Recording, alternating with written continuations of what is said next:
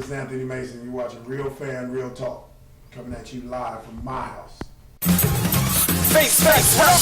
Real fans, realtalk.com. The orthodontist Trip Young and intern Tom. For the white and black fans, Asia to Manhattan. I get all my facts from my bro, Mark the Stats Man. If you're not tuned in, I recommend the CAT scan. And if your brain checks out, then you deserve a backhand. Sports, gossip, all the hot topics. Real fans, realtalk.com got it. They got the hottest bloggers. Jeremy Lindhurst. We'll log onto the site and you can hear it from them first. I'm talking about the latest. I'm talking about the greatest. Go check out the archives. Even tell a neighbor. Tell them Bobby sent ya. From spring to winter, tuning in should be the only thing on your agenda. Certified cosign, you know what I'm about, son. Real fans, realtalk.com. I'm out, boy.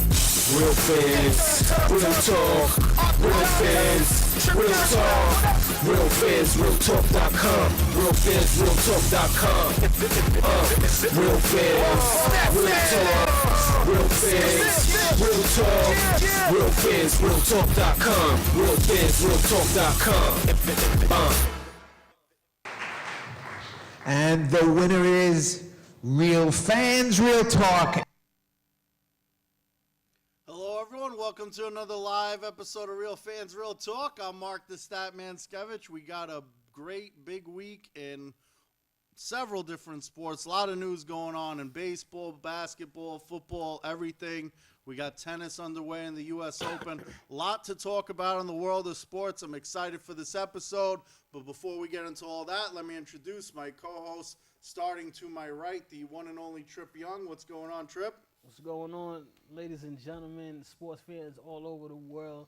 It's a good and a bad day. It's always good when my wifey for lifey, baby boo, Serena Williams is kicking butt in the U.S. Open, going for that three-peat.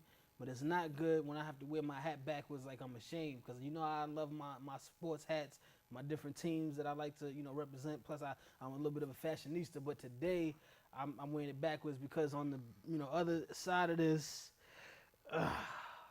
is this B here, this red B here, and I do this right before myself and the stat man take our road trips to Boston, because I want to give them a little bit of bad luck, and since we are going out to Boston this week, I wanted to wear this hat because this is one of the teams that I hate, but I did lose shot for shot last week to the stat man, so I got to wear this hat, as ugly and as it is, but it is what it is. Sean Fontaine, what's up?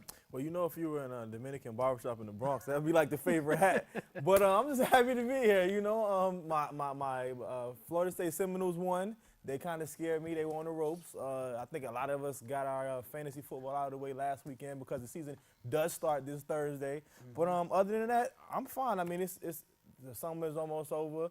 New York City weather is crazy. It seems to be 1,000 degrees outside today. But hey, I'm just happy to be here with you guys out there in TV land. Yes, sir. All right, there you have it, ladies and gentlemen. And this just in, Michael Sam was recently released by the St. Louis Rams, which some of you may know. But just recently, he was signed to the Dallas Cowgirls pending a physical. So Sean Fontaine, as the Cowgirls member of the panel, what do you think about Michael Sam going to the Cowgirls? Well, if I must say, I saw him play a bit during the preseason, and it might actually be a good thing because those guys seem to be somewhat lackluster over there on the defense, and he seems to really want to play. He has something to prove. He has a chip on his shoulder. So, hey, give the guy a chance. He was a top player in college last year, and he seems to want to play. And he's not backing down. Maybe that's something that they need on the offense. They need somebody that's going to hustle and give Tony Romo a look because I don't know what was going on these past few years. But, hey, if you're going to play some ball, play some good football, come on down. I just do want to clarify, I've been calling them the Cowgirls for years. This has nothing to do with Michael Sam's sexuality or anything like that. That's just, I'm a Giants fan, and that's what I do. Just to clarify, for those of you that don't watch the show regularly, and if you don't, I don't see why not, because it is the award-winning Real Fans, Real Talk. But, I think this is the first year I've noticed anyone ever talking about anybody being signed to a practice squad. Yeah. I've never, it's never been in the news before about a practice squad signing. I don't know if you guys ever recall.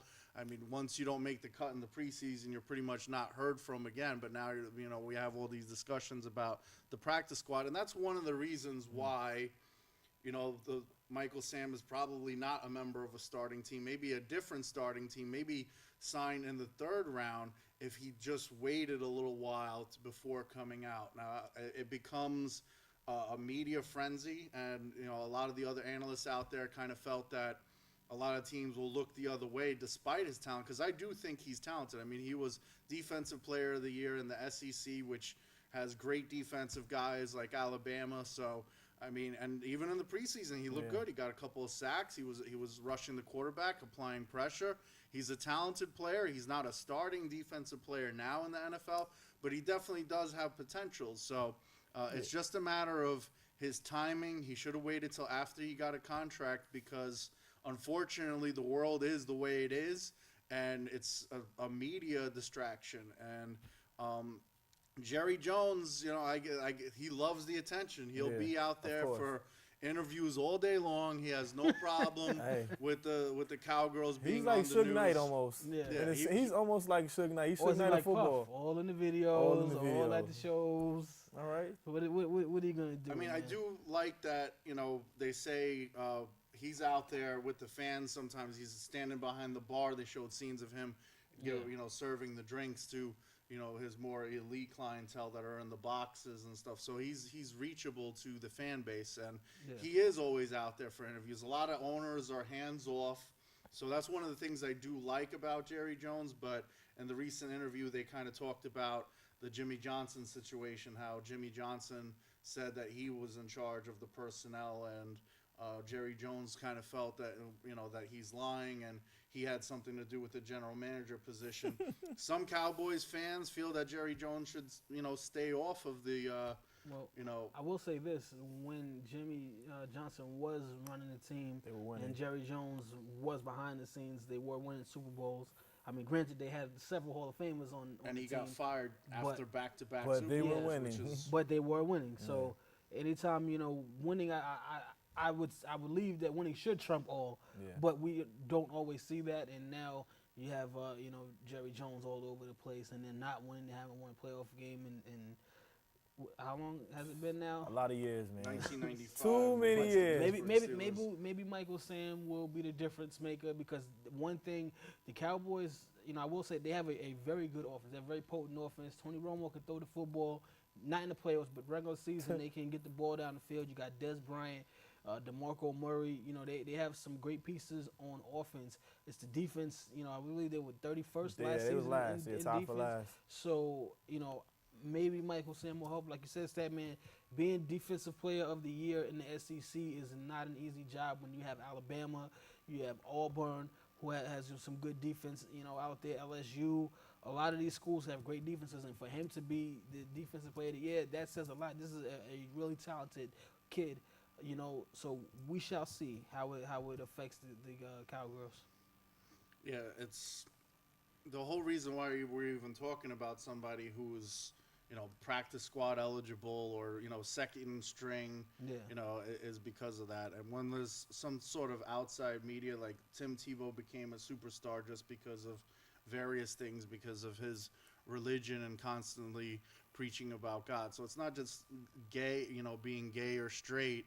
It's whenever there's a media story behind it, it becomes a distraction. So exactly. Tim Tebow was a distraction for the New York Jets. He wasn't gay, but his personality is something different, and it's he accomplished unthinkable things with all his fourth quarter comebacks despite the lack of talent. So he was a story, and when the media gets involved, teams don't want that. They want their guys to focus on winning. They don't want the press in the locker room asking every single player on the roster, what do you think about playing with Michael Sam in the locker room when you're taking a shower, and questions like that. They just don't need it. So or even a Manziel for that matter, because he did have his little off-season antics here and there or whatever. So, and that's another thing. Jerry Jones was debating, taking Johnny Manziel in the draft because he had the opportunity before the Cleveland Browns did. And for once, he listened to his advisors. Listen, you don't want that. Like, you got Tony Romo. He threw for, over 5,000 yards. Yeah. He doesn't get it done in the playoffs, but you're most likely downgrading if you're you're downgrading the talents of both of them because Tony Romo is going to play less with a quarterback controversy. You see how quarterback controversies affected Mark Sanchez, where he was somebody that made the AFC Championship game going down to getting Tim Tebow, where he can't win a game to save his life. So, now Dirty Sanchez is a second string on the Philadelphia Eagles, but I think he's fine down there. He In oth- looks less stressed, but you were saying. in other news, just Jim Irsay, owner of the Colts, who had his legal issues, just received a hefty fine from the NFL, $500,000, $500,000. Trip Young, what's your thoughts on the Irsay situation? Because first, like I said, it's because you say hefty fine. That's pocket $500,000. To him, that's like that's a me lifetime going and getting a value meal at a fast Yeah, food exactly. spot. I think that they need to start finding these owners in accordance to their salaries. Some got because $500,000. Like you said, that's Happy Meal money to them. That don't affect Go nobody. buy a nice car. Yeah, you to know go what crash I mean. somewhere. Exactly. But I do applaud the NFL. They did suspend him for 6 games. So on that account, I guess it's good. He pled guilty to a misdemeanor charge of operating a vehicle while intoxicated. So I guess the NFL did their job on that. But I mean, the fines, $500,000 for somebody who's worth as much as he is really nothing. He had oxycodone and hydrocodone in his system, so he'll be out the first 6 games of the season, and then things will be back to normal, and that's gonna be it. But I do applaud the league for what they're trying to do in these situations. They are cracking the whip, so to speak, now. And I want to kind of transition to this new policy that they're going to be instituting with the domestic violence, where as a first-time offense, you get a 6-game ban, and then for your second time, you get a lifetime ban. But it does get a little tricky because they were talking about if you had, prior to when this is going to be instituted, they're still going to count that. College. College or whatever, the case may be, any kind of altercations or whatever. That I'm not cool with, because I don't feel it's right to backtrack. I think it should start from once the policy is instituted, and then obviously this is coming on the heels of the whole Ray Rice situation, but I don't think it's fair to go back and say, well, we're going to use your entire lifelong history to. I kind of feel that, I see your point with backtracking and kind of punishing them for the past before they're an NFL player, but I think at the same time, it was still a crime back then, and if you're a repeat offender for a crime, then it seems like you didn't learn your lesson from the first time you were arrested. It's, and it seems like they want to try to get rid of that right off the bat. Like, domestic violence is something that's very serious, and they feel that if you're someone that's going to beat, your significant other, then, you didn't learn your lesson the first time, then they don't want any part of you, kind of thing. So I guess I'm okay with it because, whether you were an NFL player or not, you committed a crime. And if you didn't learn your lesson the first time, after getting arrested, whatever penalties from the court that you had, I think that, then you're never going to learn your lesson pretty much. So I guess I'm okay with the backtrack. I think to take it even a step further, like you were saying with the NFL wanting to kind of clear up some things, I don't know if we notice, a lot of us have, sports apps and stuff like that. So a lot of times we're seeing, this person got arrested in the offseason, that person got arrested in the offseason. It was a quote somewhere, not a quote, but it was a stat somewhere. Don't quote me on this directly, but they were saying somewhere around 58% of the players had been arrested in the offseason. So that's a pretty high number when you're talking about, rosters with over 40 some odd people or whatnot. So, I can totally understand where they would want to try to, if you got in trouble back in the day, that still counts as now, whatever. But these players just got to be a little bit smarter. When they're in college and you're going to the league, you got to understand that, first of all, it's not right. Let's get that out the way. First of all, it's not right. Secondly, you got to think that, you are your brand. So you can't be doing these things that's going to get you in trouble, whether it be getting caught with a DUI, whether it be getting caught with, just domestic abuse. Just be smarter. 58% of players being arrested in the offseason is not good at all. Once you have these multi-million-dollar contracts, you start thinking that you're larger than life, and you're actually hurting your pockets because a guy like Kevin Durant, who was talking about over 100, several, what is it, 9-figure A lot. deal with Under Armour that Nike might match. I Well, mean, Nike he has, matched it. what was it, 250, 350? 265, but Nike Yeah. matched it. It's going to be Okay. closer to 300 million. Yeah, so close to $300 million. I mean, he's obviously the second best player in basketball, but at the same time, he's got a clean record. Yep. So, you got guys that, once you start doing these things, you're not going to get any sponsorship deals. Yep. You could start becoming a better player. Like, nobody's touching Michael Vick right now. He did something in the past. He's a great player. He had a lot more endorsement deals in the past, but nobody's going to touch him ever because of what he did. So you really need to, you're affecting your own pockets, and you're being irresponsible. It's not your job to be a role model per se, but you also got to figure that, there are kids that watch you and buy your jersey and look up to you. So I do like when the league cracks down on these things, because if you're out there committing crimes, the kids are, you're gonna a role model whether you like it or not. Pretty much is what I'm saying. If you really want to crack down, then let's do it all the way across the board. If you want to prevent crimes, and let's don't say, all right, well, you're gonna have a lifetime ban for 2 domestic violence, incidents. Then let's go across the board. All this driving while under the influence. Yeah. Well, I smoking think some things are a marijuana. little bit more serious than other, like the marijuana use. Like, But if it's I mean, if it's a crime, it's a crime. but- if you but- really want to take it out, then let's clean it up. But across the board. you see like the whole rule change with the after the rewrites, a lot of people felt like the 2 games wasn't enough or whatever, and then all of a sudden he decided to lay the smackdown. So like you Yeah. said, if you're gonna do, you can't just do one and don't do the other. Yeah. So you No. smoke weed is not good. Yeah. You put your hands on your woman or your significant other, it's still not good. I mean, you a know? Breaking the law DUI is is breaking the still law. It is a what it is. DUI. You're still putting people's lives at risk aside from your own. So Yeah. I mean, that's pretty Look serious at as well. Dante Stallworth a couple of years ago.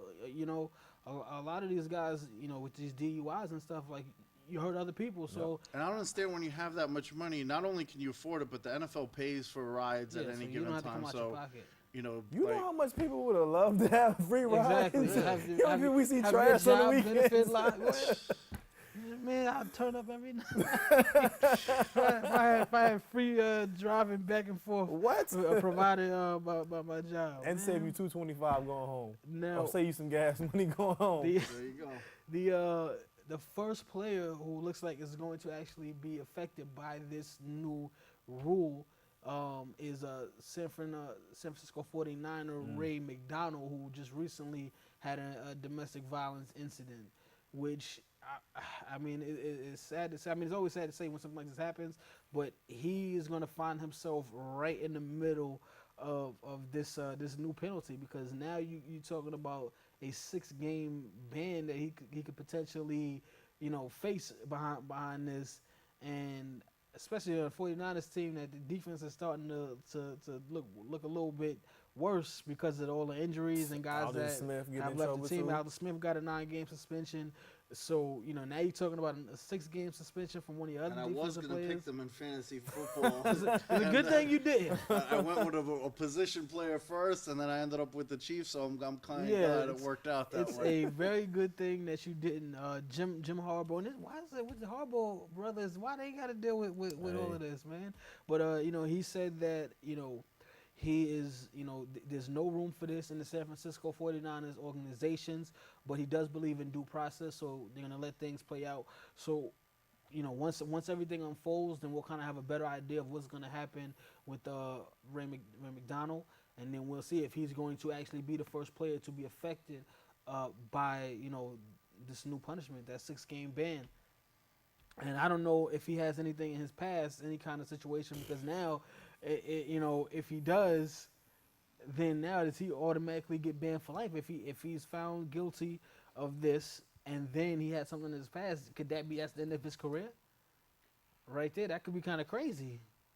Well, I mean, they kind of implemented the ban, like the rules, like right after the situation, changed it to 6 games. So I'm not sure if they're gonna do the backtracking with him, but I mean, anything's Well, that's what I mean, because he did it. This is literally, it was a couple of days after Yeah. they made the announcement. Literally. So technically, he is under this new rule. Yeah. So if there's something in his past where this happened before, this could be potentially the end of his career.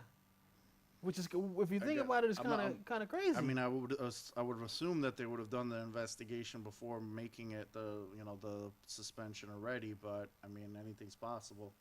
Something else could turn up. well, yeah, because he hasn't been suspended just yet because it still has to go through the legal process or whatever. But if he is found guilty and then they go back into his records, I'm gonna look into it, and they find out that he has something in his past, that could be it. That's the end of your career, right? In a snap of the fingers, and that's it. You're done. Yeah. But I mean, hey, listen, you do the crime, you got to do the time. That's just what it is. So. Hopefully, Do you think any of this has to, the first time I saw a lifetime ban with them with the new rule, I thought to myself, Pete Rose came out in a public interview like a week prior to this announcement, and he said, all right, so the sports world is kind of saying that gambling is worse than domestic violence, drugs, DUIs, and everything else because apparently all different athletes are doing all different types of crimes and getting, short suspensions instead of lifetime bans. I gambled on my own team and I got a lifetime ban. So now a week later, Pete Rose is a huge figure, and him coming out and saying that's, a pretty powerful point right there where maybe they do need to, tighten things up with lifetime bans. You're absolutely right. Now my next thing is, do the owners fall under this same punishment? Has to be everybody. Because it can't just be the players. The owners have to be subject to this as well, because for it to be fair. If it's really, if this is what we're going to do, because the owners, are doing just as much as these players are doing. They just on a higher scale where they can, maybe cover up things a little bit more. They can hit the right people off. But Well, I mean, we've seen recently with Donald Sterling that the leagues, professional leagues, have no problem. That's essentially a lifetime ban for a first offense of what he did. So I don't think that they're going to have an issue with doing the lifetime bans. Now, But if Jim Irsay had, God forbid, killed someone while he was under the influence, does that warrant a lifetime ban? He's I would think 6-game so. ban I for mean, he this. might. He would be doing, serious prison time, for involuntary manslaughter, not murder. But Well, we had cases where guys didn't, because like I said, Dante Stallworth, happened a couple of years ago where he hit someone while he was under the influence, and he didn't get a lifetime ban though. So I mean, where is the barrier? Like, how do we decide what's worthy of a lifetime ban? I mean, we know now in this situation 2 offenses, but what other crimes constitute a lifetime ban? well, if enough people get lifetime bans, then Mark the Statman will be playing for the Giants. Well, then I I'll guess be able to live my dream. You guys keep screwing up. Let Mark the Statman go out there and play for the Giants. That's how I feel about the situation. I think we've kind of calmed down since the whole Plexico Bearers incident. The Giants, I don't think too many Giants players have been getting into trouble like that since Plex.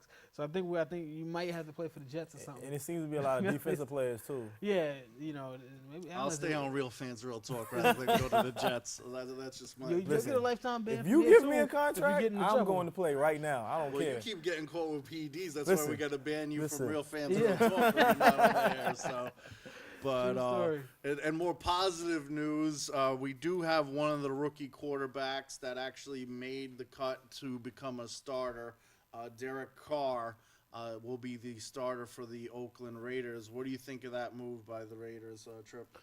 I mean, I guess it just shows how far Matt Schaub has fallen, because out of all the rookie quarterbacks, and I'm talking about Blake Bortles played a great preseason, and by all means, he should be starting right now, and he's not even starting. Johnny Manziel, I mean, it was pretty much neck and neck with him and Brandon Hoyer. I mean, I would have given the nod to Brandon Hoyer too, but of all of the rookie quarterbacks, he gets the start. It just shows how far Matt Schaub has fallen. And the Raiders. Yeah, and the Raiders. I mean, this might be the Raiders. Yeah. This might be good. This might be good for the Raiders. I mean, Schaub, you have his own team going and burning his jersey, 6 pick sixes, and in a row, like in consecutive games. So, I mean, what do you think, Sean, as far as Derek Carr getting the starting nod? I guess we can call him Big Carr now, and his older brother would be Little Carr. But his older brother didn't work out too well. But his older brother replaced him as well. Yeah. So, What is it with the Carr brothers replacing Matt Schaub? Something's going on here, man. But and ironically enough, the first game of the year they played the Texans too, so that'll be kind of funny. You would think that he would try to build some momentum going up into at least the first game and try to start. But maybe his skills have really depleted. I mean, I know we were trying to give him chances last year, maybe a bounce back. But I guess not. He won't even get a chance to face his old team.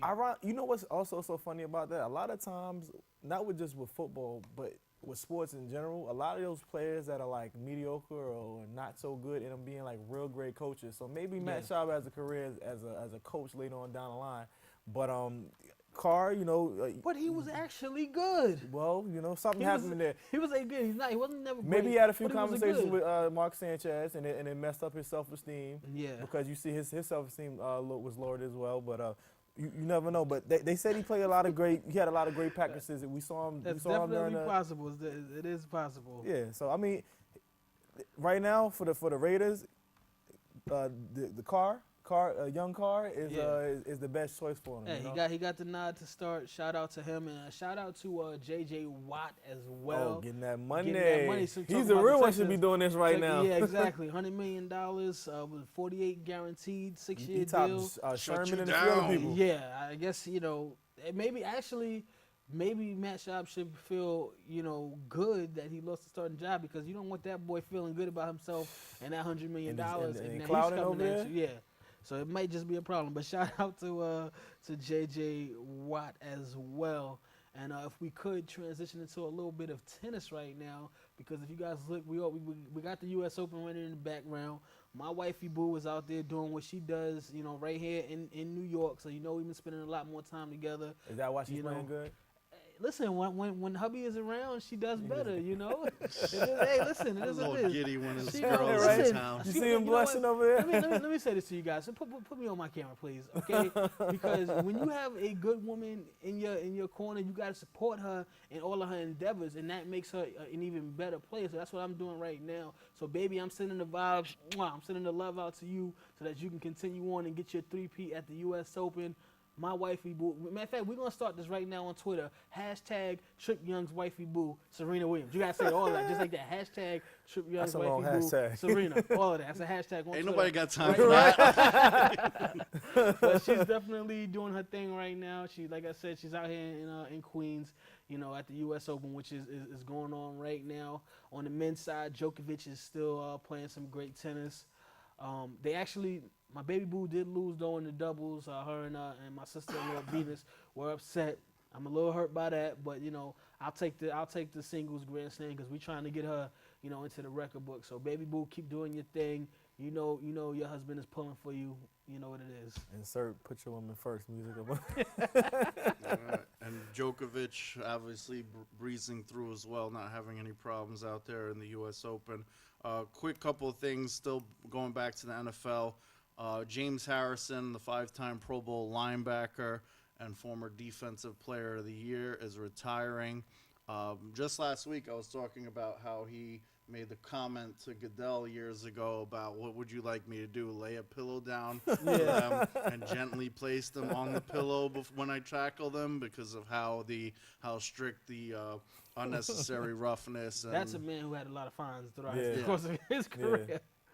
He knows about a fine.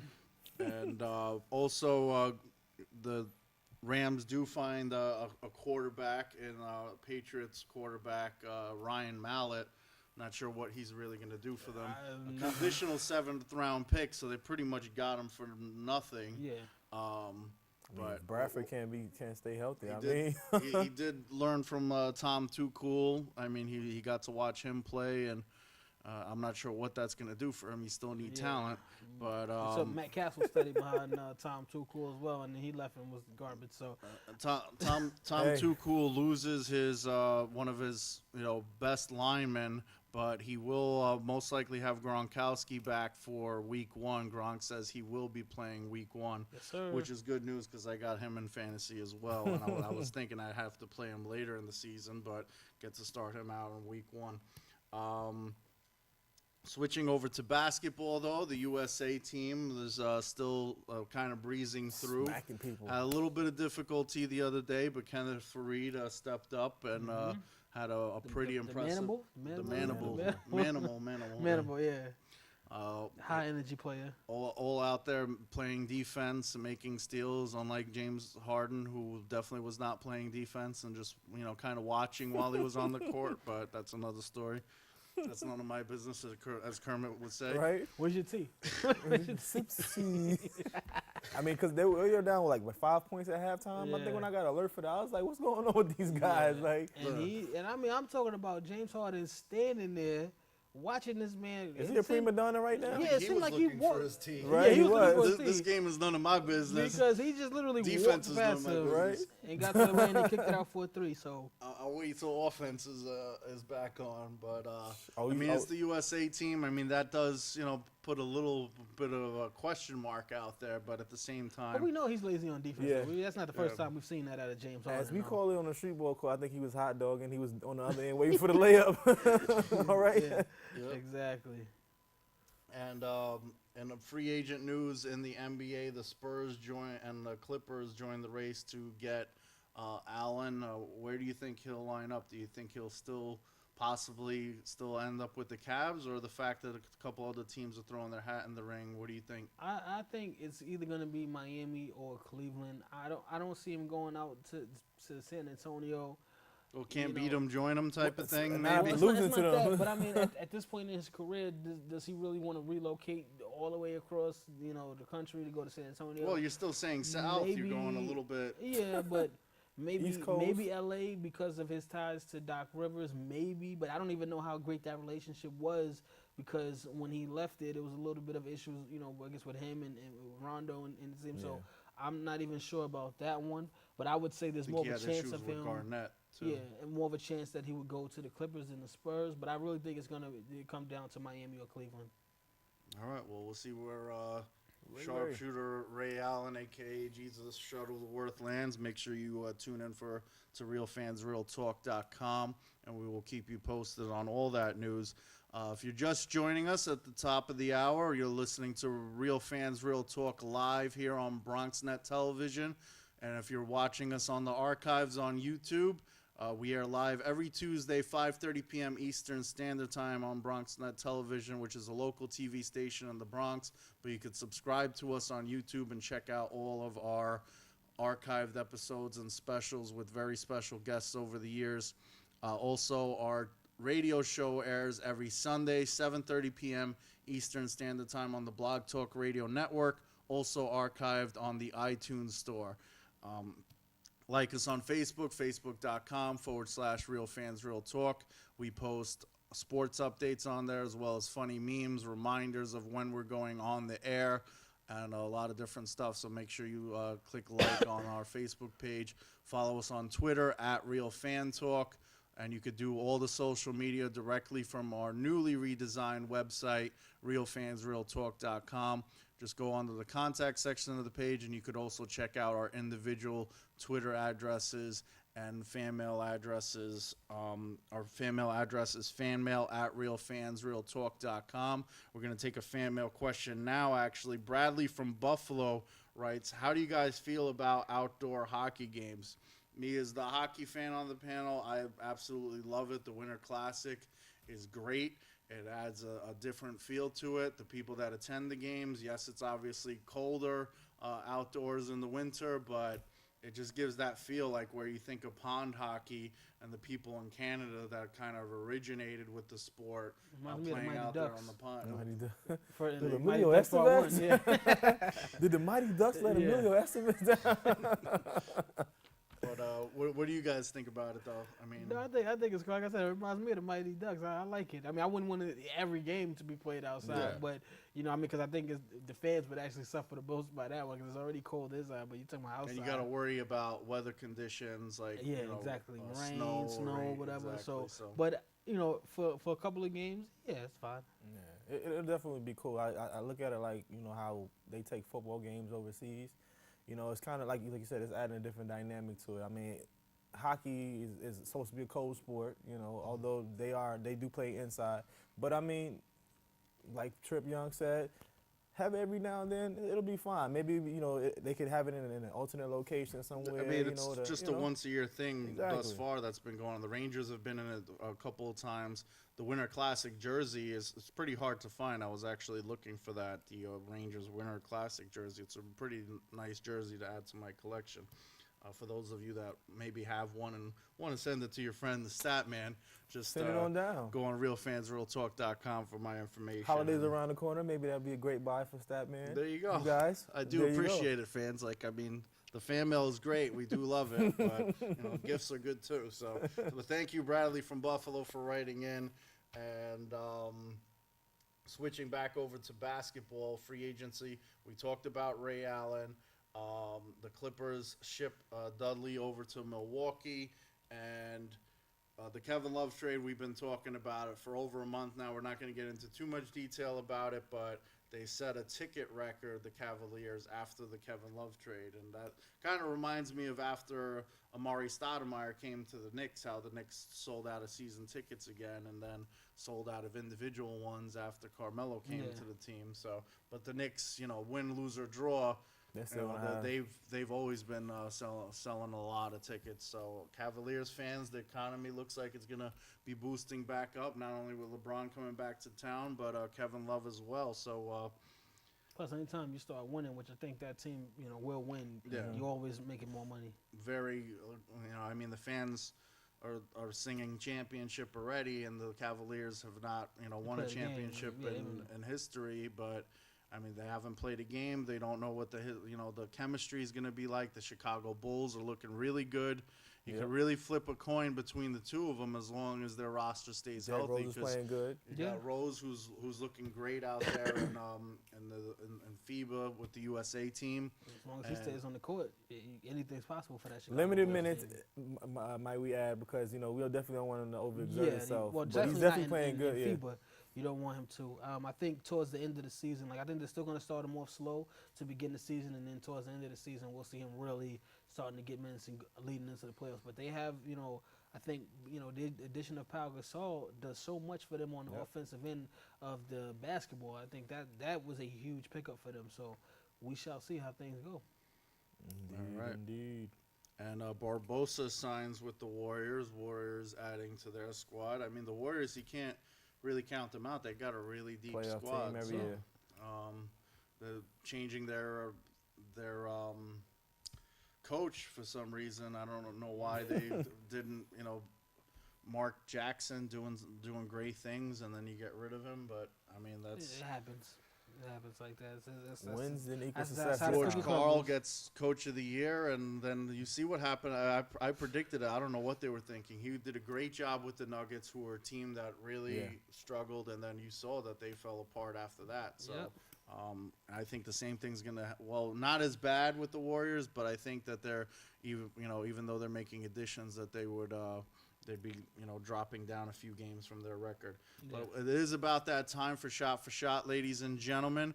The way shot for shot works, ladies and gentlemen, is we have a series of 5 questions, 2 contestants, 1 judge. 1 second, please. Let me do the honors. I'm throwing this Boston Red Sox hat out of the studio space.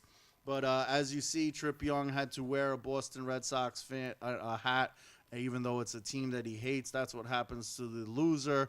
The champion is myself, the one and only Mark the Statman Skevich. Thank you very much. I will be defending my crown today against Sean Fontaine, and Trip Young will be judging, getting set to put on that referee outfit to symbolize him being the judge today.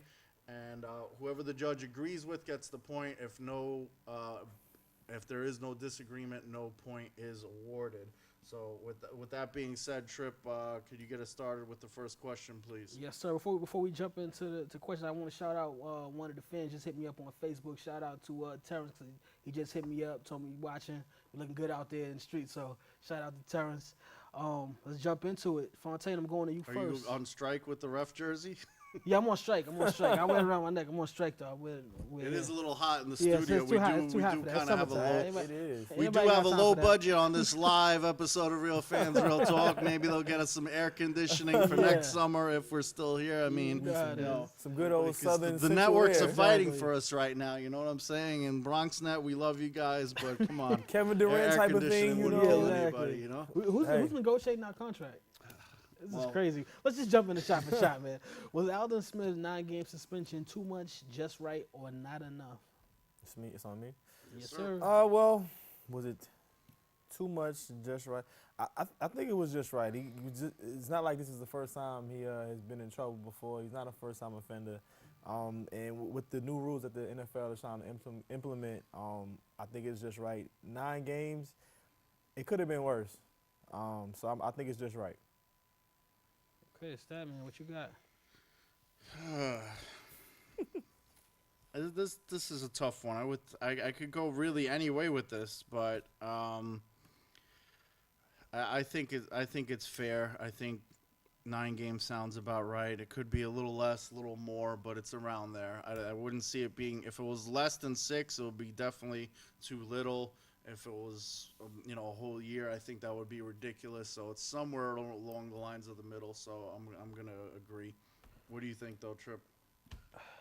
Even though there's no point awarded. Yeah, you know what? I just want to know how they come up with the 9. Like, where does that number come from? I guess it's fine.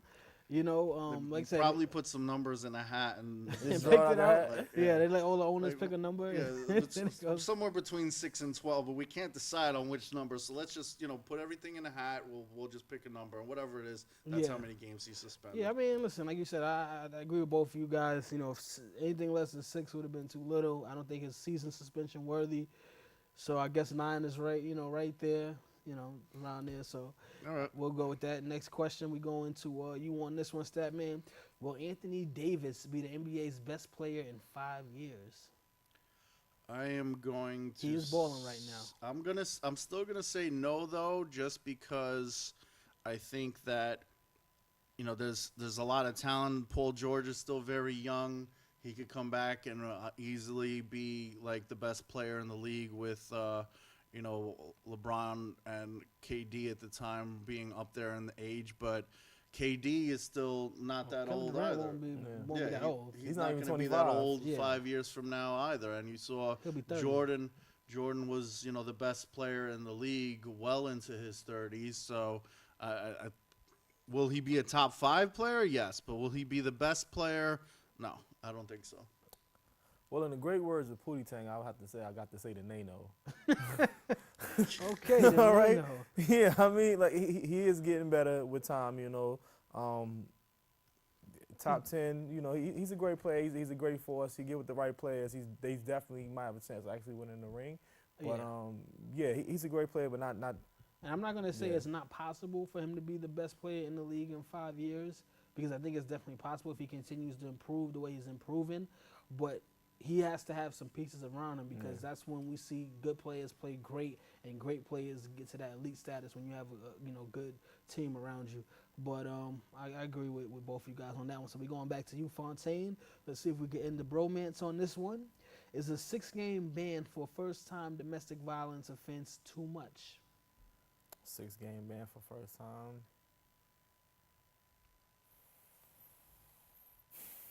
I'll say yes. You guys, you are your brand. You shouldn't be committing these crimes. You're making millions of dollars. It's just not right. If you were on the outside, you'd be getting in trouble. So by you being an athlete doesn't make you untouchable or whatnot. Now it's touching you in your pockets or whatnot. Just like, and I guess this would be somewhat equivalent to somebody that's not an athlete. 6-game suspension, is it too much? I'm going to say no. Because he did say yes. Wait, first. yeah, you did. Hold on, definitely did say no. yes. Yes. Excuse me. Yes. Yes. So it is too much. So even it's too though- much.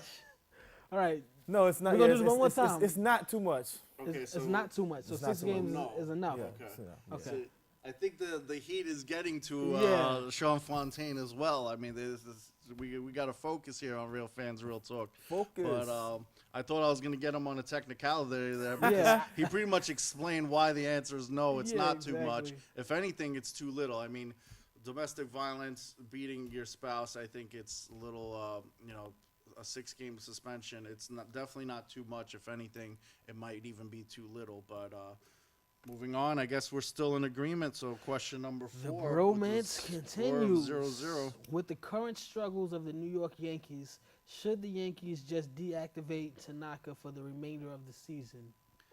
I am going to say no. The Yankees are still having a decent shot at the playoffs. They saw that they could win without him. They went on, I think, a 6-game winning streak. They have a 2-game losing streak now. But I think with Tanaka, that might, that'll definitely increase their chances of making, probably winning the division. Slight chance at winning the wild card because there's a lot of competition for that. But I think that they'll be able to pull off one or the other. So, putting Tanaka back in the line, I'm all for it. I know there's a risk there, but I mean, you got to try to, go for a championship for Derek Jeter's sake, of course, too. I'll have to be in agreement with you again. They're only like a few games out of actually, making a run. Maybe if you ask this question 2 weeks from now, and there are a few more games out, then I can possibly say, yes, go ahead and take him out. But at this point in time, September 2nd, 2014, I say keep him in there. Well, unfortunately for both of you guys and myself, while I would also have liked him, the word just came through. They have put him on a 60-day DL, so it looks like he will not be getting back out there this season. Well, the question still stands what they should Well, yeah, do. I disagree, but I said I agree with you guys anyway. I'm just letting the people at home know that won't be happening. All Well, right. too bad for Derek Jeter and the New York Yankees. Bromance continues. Making the chances for them to win this year even harder. Thank you, guys. Let's see if we can get something going with this And one. that is some of my business because I'm a Yankee fan. So Good or bad move by the Chiefs giving Alex Smith a 4-year, $68 million contract? What do you think? Well, I went first last time, right? Okay. So it's on you, right? So where's Alex Smith? He's somewhere around 20. Alex Smith is 30 right now. 30, So he'll be all 34 right. at the end of that contract, which is still, relatively, young quarterback. Yet they play a little older than that. Yeah, I mean, the offense that they playing a lot of drop-off passes. Jamal Charles, your receivers are really not going to be here for the first few games. The kicker is suspended as well. No, that's the Denver Broncos kicker that's suspended. I know he's suspended as a kicker. Dude. You know what? Understand that. I can't say that that's a good idea. I would probably give him more of a incentive-based contract, with being that he is 30. So if he reach certain plateaus in the actual season, he will get extra money. So your question was, Is it a good or bad move? I'm gonna say bad. I'll say bad. He is really getting to you today. I'll say it's a bad move. I would give him more of an incentive-based contract. Well, I'm going to say it's a good move because, first of all, most of these contracts, it's not all guaranteed. A lot of it is incentive-based, so I don't think it's $4 million, 4 years, $68 million guaranteed. But then you got other quarterbacks out there in the league. Mark Sanchez getting a higher contract than that, and look what happened with him. Obviously, We knew that was a bad move, though. he was on the 49ers. He got things done over there. He's not a great quarterback. I'm not going to go and say that, but he gets the job done. He doesn't do anything reckless. He doesn't throw interceptions out there. He doesn't take it. They win games because he doesn't make that many mistakes, and that's key. When you have a good, talented team, you got a great defense in Kansas City, who's on my fantasy team. You got a great offensive weapon in Jamal Charles, like Sean said, with the drop-off passes. If what's working is working, then that's fine. You go and get somebody else that's a little bit more of a risk taker and throwing more interceptions and causing more fumbles and screwing up what doesn't work. He showed that he could be a winning quarterback, but not a great quarterback in both San Francisco and the Chiefs. And they don't have the option or luxury of getting one of the top 5 quarterbacks in the league. It's very hard for any team to do that. They got a solid guy over there. Somebody else would have paid him that money if they didn't. And, he gets the job done. So I'm going to say it's a good move. Somebody else would have paid Alex Smith $68 million over the next 4 years? I think the Rams would have signed him for that, Well, I guess somebody without a quarterback is possible. They would or the do that. Raiders. Good move. Raiders. I'm a little torn on this. No, one. no Going back and Jamarcus forth. Russell. Russell. I'm messing with you. Good. Yeah, he is. Man, we gotta turn these lights down here because Fontaine is over there just going through it. Good or bad move. I go either way on that one. I do like the whole incentives thing, but he has won for them. Well, I can't even say he won for them. He hasn't lost for them, I should say.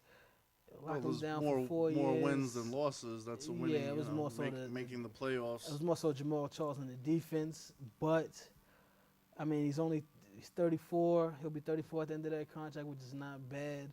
I mean they could draft somebody, but I think the team, if they continue to win, they won't get a good draft. You know what? I'm going to say it's a good move for that team because he plays well in Andy Reid's system. And, even though, they may have been the worst 9-0 team last season, but like you said, Statman, he doesn't turn over the ball, and I mean, I know they lost in the playoffs after being up, but I mean, they lost pretty much every offensive weapon. I mean, then, if you take out, a quarterback's top 3 offensive weapons in a game, it's going to be hard for any quarterback to win, except maybe a Michael Vick kind of a quarterback or a Cam Newton who can actually make plays with their feet. So I'm not going to hold that against him too much. I mean, he did get the 49ers to the championship game and win, but so I'm going to say, it's a good move. I got to go with Statman on this one. Ironically enough, I always seem to pick Alex Smith in my fantasy. So you know what? That's fine. That's a bad move picking him for your fantasy team. You know Yeah, what? I didn't even do that. No. But he racks in a whole lot of points, and like you said, he doesn't have a lot of turnovers. So that's all right. All right, Statman. I'll take that L for today. You got this one, man. All right. I'm going to get another championship to add to my collection of shot-for-shot victories. We're going to move right along, though. No victory speech for this episode. We'll go into this day in sports history, and I will start it off. In 1960, Tamara and Irina Press become the first sisters to win Olympic gold. That's from the old USSR, Mother Russia, USSR, whatever you want to call it. Number 2, this very day in 1965, Cubs slugger Ernie Banks hit his 400th home run off of Kurt Simmons. All right, and in 1978, my main man, Reggie Jackson, is the 19th player to hit 20 home runs in 11 straight years. That's big time right there, man. Gotta love it. And that's a Yankee, so you gotta love that even more. He was a Definitely. Yankee. And speaking of homers, the Nationals are playing the Dodgers today. And they have, since August 12th, they are 15-5, which is the second best in baseball. But they also got 33 home runs, which is the most in baseball during that time span since August 12th. So they're out there slugging, but they're going up against Clayton Kershaw, I was just going to ask you, was Kershaw pitching today? who's been, 4 starts in a row playing at least 8 innings. I guess there's no need for relief pitching. He's going out there doing it. That's pretty rare. Could we get him to the Yankees? The most in the past 3 years was 6 starts in a row with at least 8 innings. So I mean, it's going to be a pretty epic battle for you baseball fans out there if you want to check that one out. The Nationals and the Dodgers. But in other news, college football begins, and Johnny. And we have a playoff system this year, which I'm excited about, and a lot of people are. I wish it was more games. Yeah, but it's only 4 teams. Yeah, I wish it was at least at least 8 or. I mean, you got to start somewhere, though. Yeah, but I mean, you don't know how to run a playoff at least system. 12. At least 12 games. I mean, the six teams playing at least. Yeah, because I mean, you get if you win, you get 2 games. That's kind of corny to me. I would like for it to. I don't think they'll do it because there's so many sponsors for all the different bowl games. Yeah.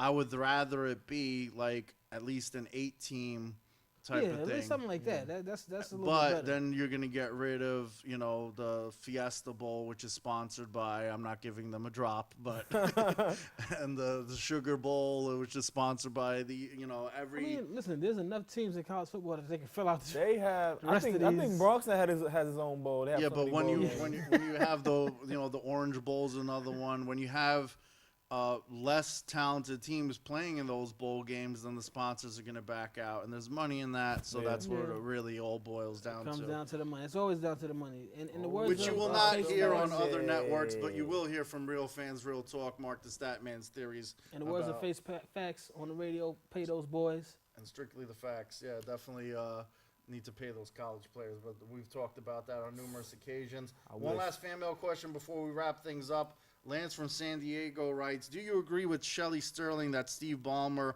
got the Clippers for a bargain? Okay, $2 billion. It's definitely not a bargain. I mean, I think she did some moves right there. Yeah. I mean, you got the former CEO of Microsoft out there. I think he has deep pockets. He probably played a little bit of 2K and so it'd be cool owning my own basketball team. Yeah, $2 billion. Yeah, it probably is a good deal. They were estimated less than $1 billion. The $1 billion was the offer. She did some really good smooth talking with that, and she stands by it that it was a good deal. But He just wanted that team. He wanted a team that bad. So that's really what that came down to. yeah, but I mean, what professional people analyze things to be worth and what it'll actually sell for are two different things. So if he was willing to pay $2 billion, maybe somebody else would have too. So they are winning now. They have such a media presence. I think the fact that her husband made those moves is one of the reasons why it went for as much as it did. If he didn't say things that were stupid and get this national presence, any publicity is good publicity, is what they say. And I think that added to the value of, you saw Magic Johnson, Oprah looking to buy the team, and then, it added to the value of the team. If it was a quiet thing, then maybe, it would have ended out differently. If he didn't do that and wanted to sell the team, probably would have went for $500 million like it was estimated to be worth. But Overpay. How's that a bargain when you pay an extra $1.5 billion? Did he have a coupon with it? Is that a bargain? Like, that was Living Social. I mean, right? he got it on Groupon. That's a saleswoman for you. Make you feel like you got a great deal when you definitely didn't. But she sell cars. Used car salesman. I don't think she needs to sell used cars. In case you haven't heard, she just sold the team for $2 billion. She sold the bridge in Manhattan not 2 years ago. Oh my goodness. And Nike matched the offer like you said. And anything else you want to add in the final thought there, Trip? I'm just going to tell you guys, make sure you guys tune in next week. I know it's going to be it's 2 days before, but we are dedicating the first half of next week's show to our 9/11 tribute. So make sure you guys tune in for that. And we got some special guests that will be coming in the oncoming weeks this month. We got a couple of people that will be joining us right here on the desk. So make sure you guys stay locked in and hit us up on the web, realfansrealtalk.com, on Twitter at realfantalk, on Facebook, facebook.com/realfansrealtalk, and on the group page so we can keep you guys in the know of everything that's going to be going on with us. All right, Sean Fontaine, your final thought of the evening. Let's go Seminoles. I don't need any more scares out of you guys, all right? You play Citadel this week. That's it. My final thought is, are you ready for some football? Yes, sir. I know that's the Monday night theme, It's but football, baby. I'm ready for football, and let's go Giants.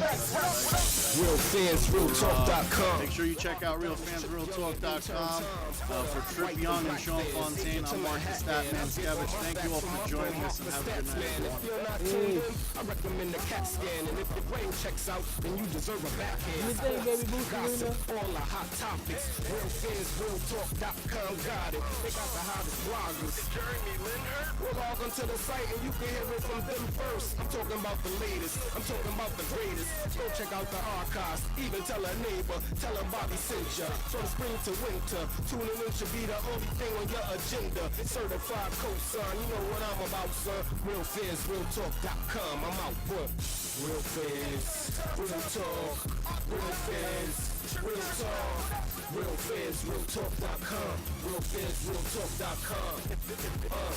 Real fans.